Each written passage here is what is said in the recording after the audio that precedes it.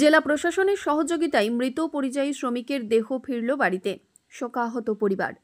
ঘটনাটি পূর্ব বর্ধমান জেলার জামালপুরের নবগ্রামের ওড়িশাপাড়ার। জানা গেছে, সেখানকার বাসিন্দা বিমল সাঁতরা। তিনি কর্মসূত্রে থাকতেন তামিলনাড়ুতে। সেখানেই অসুস্থ হয়ে পড়েন এবং তাঁর মৃত্যু হয়।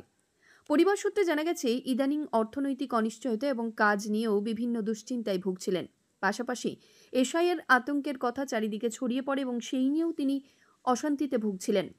এরপরেই সেখানে তার মৃত্যু হয় এবং শুক্রবার তামিলনাড়ুর একটি হাসপাতালে তার দেহ ময়নাতদন্ত হয়। পূর্ব বর্ধমান জেলা প্রশাসনের সহযোগিতায় শনিবার তার দেহ ফেরে বাড়িতে।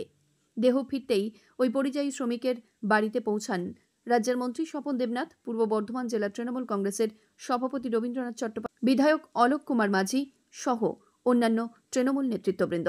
তার পরিবারের পাশে থাকার আশ্বাস দিয়েছেন তারা। মৃত্যু তো আপনারা আগেই জেনেছেন।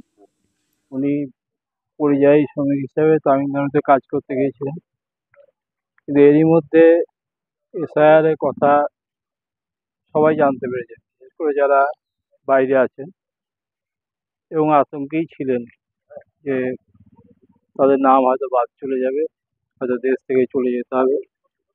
এই চিন্তার মধ্যেই তিনি আত্মহত্যা করেছেন।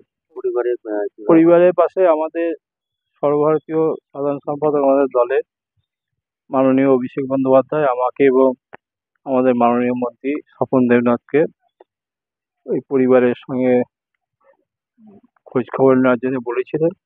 আমরা দুজনেই এখানে এসেছিলাম এবং পরিবারের সঙ্গে কথা বললাম। খুবই দুস্থ পরিবার, তাকে আমরা যতটা পারবো সাহায্য করবো পরিবারটাকে। মৃত্যুঞ্জয় যশ ও পিন্টু প্যাটেলের রিপোর্ট, সংবাদ আজকে নিউজ।